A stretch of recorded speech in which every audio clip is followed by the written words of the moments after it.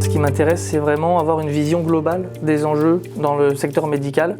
Et ce poste me permet vraiment d'avoir un impact dans le domaine de la radioprotection à l'échelle nationale.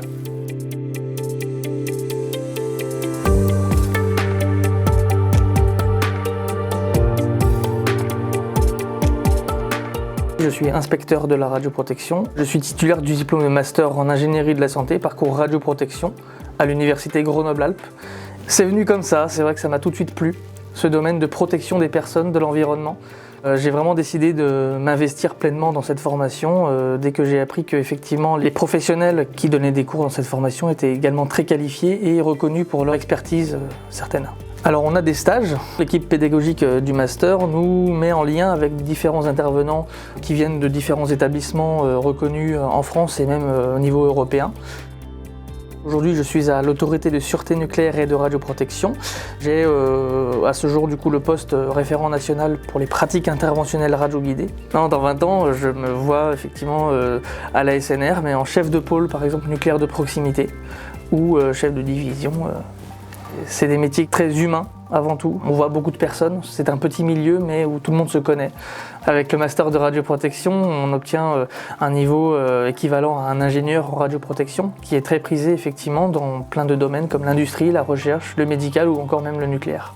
Donc c'est vrai que pour quelqu'un qui aime toucher à tout finalement, c'est un domaine très intéressant. Nous considérons bien évidemment que c'est un personnel en formation. C'est pour ça qu'il y a un accompagnement tout particulier des alternants à l'aide d'un maître d'apprentissage. La SNR est très attentive à ce que le maître d'apprentissage ait la disponibilité nécessaire pour l'apprenti, s'assurer d'avoir le temps de s'en occuper et de pouvoir justement le faire monter en compétence sur toutes ces thématiques. Bien évidemment dans un collectif de travail que l'on cherche le plus bienveillant et accueillant possible. C'est vraiment un accord de diapason et les compétences du master de radioprotection sont évidemment intéressantes pour une institution comme la nôtre. Le savoir-être fait partie des qualités intrinsèques que l'on demande à des agents pour justement savoir dialoguer en collectif.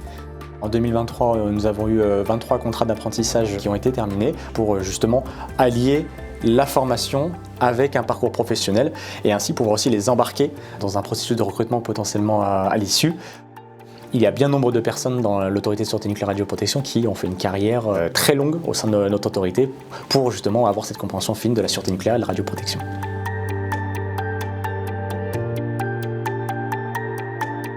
Alors dans le master, j'interviens en tant que formateur. Donc au master de Grenoble, les étudiants suivent un cursus classique de master, c'est-à-dire les cours pendant la première partie de l'année et partent en stage à partir du mois d'avril jusqu'à la fin du mois d'août, début du mois de septembre.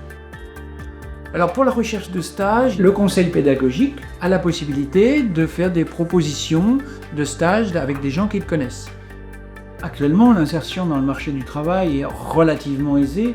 Il y en a même qui signent leur contrat avant même pratiquement la fin de leur cursus. Aujourd'hui, il y a une offre d'emploi d'ingénieur en radioprotection que l'on voit paraître pratiquement toutes les semaines. Et donc, c'est un profil qui est relativement recherché. La radioprotection, elle est multiple, elle est variée. Et on apprend tout le temps. Même moi, j'apprends encore des choses aujourd'hui.